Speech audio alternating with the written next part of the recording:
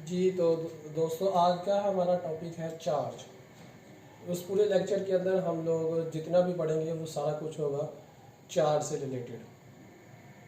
Charge क्या है, इसकी डेफिनेशन क्या होती है, इसके यूनिट्स, सिंबल, और जो सिंबल है उसको हम कैसे रिप्रेजेंट करना है। तो हम इस पूरे लेक्चर के अंदर जो है वो चार्ज के मतलब ही पढ़ेंगे। सबसे पहले हम चार्ज की डेफिनेशन करते हैं। चार्ज जो है इसको हम डिफाइन करते हैं the small entity which can attract or repel the other entity is called charge.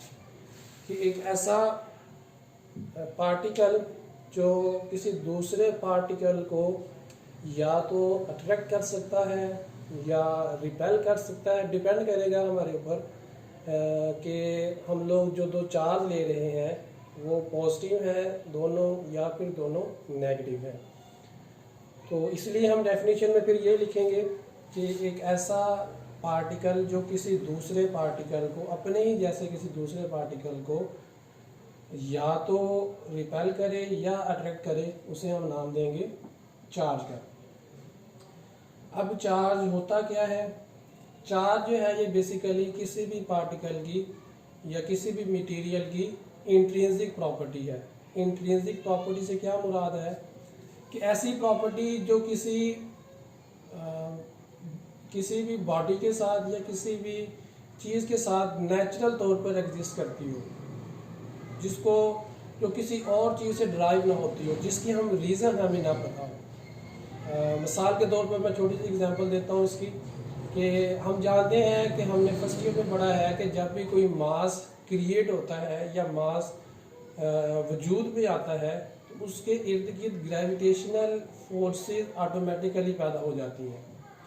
अब उन ग्रेविटेशनल फोर्सेस का इफ़ेक्ट क्या है वो हम जानते हैं, लेकिन वो ग्रेविटेशनल फोर्सेस कहाँ से आती हैं, उनका ओरिजिन क्या है, ये हमें नहीं पता। बिल्कुल इसी तरह से जो चार्ज है ये किसी दूसरे चार्ज को अट्रैक्ट करता है या किसी दूसरे चार्ज को रिपेल करता है, इसके बारे में हमें पता तो है, लेकिन ये किस वजह से करता है ये हमें नहीं पता। तो इसलिए हम कह देते हैं कि चार्ज जो है ये किसी भी बॉडी की इंट्रिंसिक प्रॉपर्टी है, ठीक है, नेचुरल प्रॉपर्टी। जब भी कहीं चार्ज पैदा होगा वो ऑटोमेटिकली दूसरे चार्ज के ऊपर फोर्स लगाएगा, ठीक है। तो ये यूँ समझ लें कि जैसे हम कह देते हैं कि जी एक पार्टिकल है उसके अंदर ये खसूसियात है, नेचुरली तौर पर ये खसूसियात। इसी तरह जो मटेरियल है उसके अंदर जो चार्ज है उसके अंदर ये खसूसियात मौजूद हैं कि वो दूसरे चार्ज के ऊपर जो है वो फोर्स ऑफ अट्रैक्शन या फिर फोर्स ऑफ रिपल्शन लगाएगा।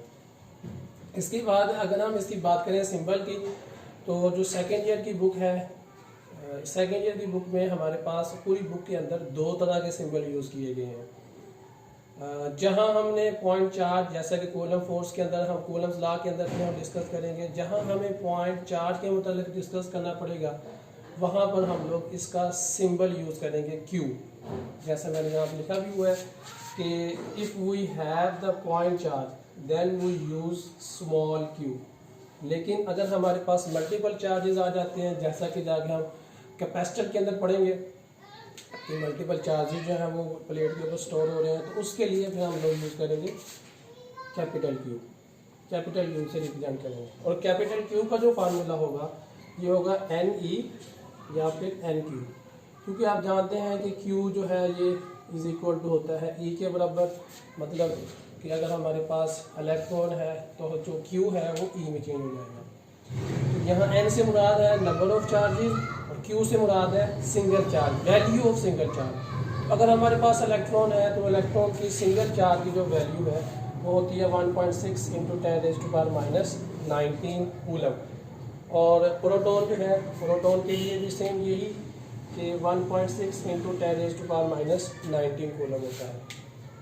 तो जैसे मैंने अभी आपको बता दिया कि 10⁻⁹ कूलम होता है, तो इसी तरह से जो चार्ज का जो यूनिट है वो होगा कूलम, ठीक है जी। 1 कूलम जो है ये किसके बराबर होता है, 1 कूलम बराबर होता है एम्पेयर सेकंड के। लेकिन हम लोग कूलम को जो है वो एम्पेयर सेकंड मतलब कूलम को जो है वो हम लोग किस तरह से हम डिफाइन करेंगे कि हम कहेंगे कि अगर हमारे पास किसी भी वायर के अंदर से 1 एम्पेयर करंट जो है गुजर रहा है 1 सेकंड के अंदर, तो हम कहेंगे कि इस वायर के अंदर 1 सेकंड में जो इलेक्ट्रॉन गुजरे हैं वो 1 कूलम इलेक्ट्रॉन गुजरे हैं। अब 1 कूलम इलेक्ट्रॉन होते कितने हैं, 1 कूलम इलेक्ट्रॉन जो है ये तकरीबन 10⁻18 इलेक्ट्रॉन के बराबर होते हैं, 6 × 10⁻18 इलेक्ट्रॉन के बराबर। इसका मतलब ये है कि अगर 1 सेकंड में 1 एम्पेयर करंट पास करे तो हम कहेंगे कि इस वायर के अंदर से 6 × 10⁻18 इलेक्ट्रॉन गुजर गए हैं, जो कि 1 कूलम के बराबर होता है। तो प्रैक्टिकली हम लोग इसे जो मेजर करते हैं वो थोड़ा सा डिफ़िकल्ट होता है प्रैक्टिकली मेजर करना, क्योंकि हम लोग आमतौर पर जो है वो फोर्स कैलकुलेट कर रहे होते हैं बिटवीन 2 पॉइंट चार्जेस, ठीक है। तो सबसे पहले हमें 2 पॉइंट चार्ज क्रिएट करने पड़ेंगे। 2 पॉइंट चार्ज जब हम क्रिएट करेंगे तो वो हमारे लिए ज़रा मुश्किल काम है। इसी तरह से फिर उनके दरमियान में डिस्टेंस को डिफाइन करना, तो ये भी हमारे लिए मुश्किल काम है। तो प्रैक्टिकली हम लोग क्या करते हैं, प्रैक्टिकली हम magnetic force between current wire ये कैलकुलेट करते हैं। उसकी मदद से फिर हम लोग जो है वो कूलम को डिफाइन करते हैं। तो इसलिए जो कूलम जो है, चूँकि अब रिलेट हो गया करंट के साथ, इसलिए जो हम कूलम को डिफाइन करते हैं वो हम कहते हैं कि ये एम्पेयर सेकंड के बराबर है।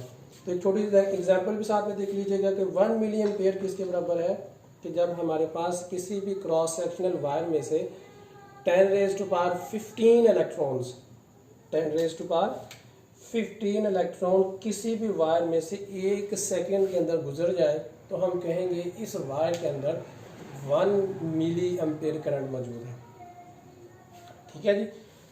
तो कूलम की जो क्वांटिटी है, कूलम को हम जब डेफिनेशन करनी हो तो हम कैसे डेफिनेशन करेंगे, तो क्वांटिटी ऑफ चार्ज के चार्ज की क्वांटिटी जो किसी दूसरे चार्ज के ऊपर 1 मीटर के फासले पे 1 न्यूटन की फोर्स लगाए।